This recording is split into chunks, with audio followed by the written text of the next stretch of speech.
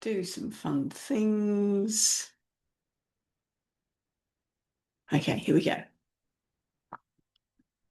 At this time of year, I notice familiar patterns in conversations.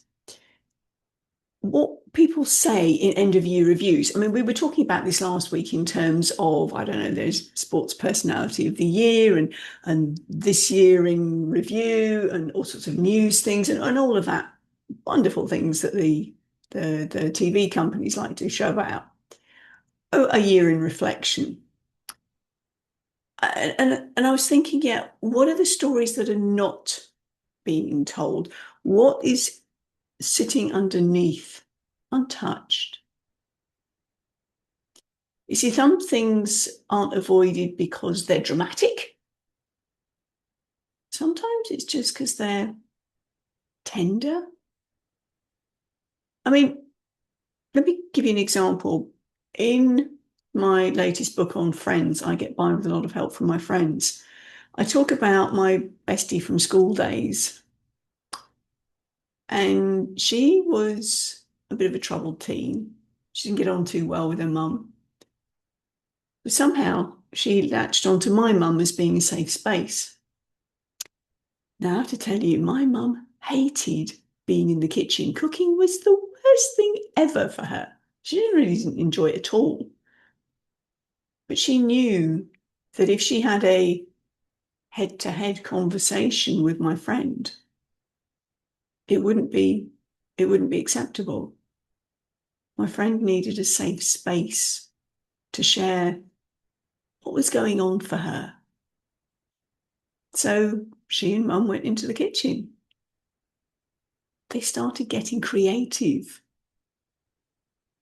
And in that safe space, that opportunity arose for my friend to offload, to be seen, to be heard. Did mum give her all the answers? No, she didn't. But she asked some pertinent questions, which were enough for my friend to go, okay, there's a different way of looking at this. And it really helped her to process and heal what was going on for her. Now, that was something that I wanted to do for her, but she didn't want that from me. She was happy to have it from mum, but not from me, because obviously she found mum the safe space. And it's only as I've been reflecting on it literally this morning and thinking, yeah, mum hated being in the kitchen, but she saw that creativity space, that coming alongside, not the face to face, not the we need to talk, because that's always a bit of a defensive mode, isn't it? So, what am I getting at? The stories that we're not telling, those, the tender underbelly, if you will,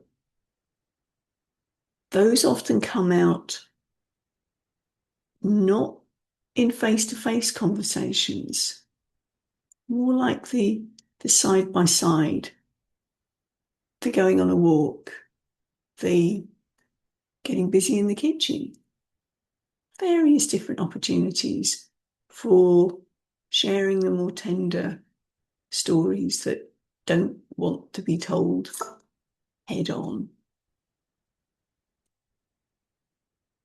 So, where am I going with this week? Well, as we come to the end of the year, however you mark the end of the year, I invite you to carve out a little bit of time for you. I invite you to pick up a journal. If you're not in the habit of journaling, put it on your wish list for a Christmas present, a Hanukkah present, or however you celebrate the end of the year. And whether somebody gives you one or not, you go and get one for yourself. Give yourself that space to, you can just put 2025 at the top. What has it meant to me? What's the underlying story that's been percolating through all the events, all the stories I've been telling? What's that tender underbelly? I invite you to consider that this holiday season. And if you want to talk about it, I learnt from my mum about being a good, safe space, but only if you want to. Enjoy a little bit of reflection at the end of the year. Have fun. Bye for now.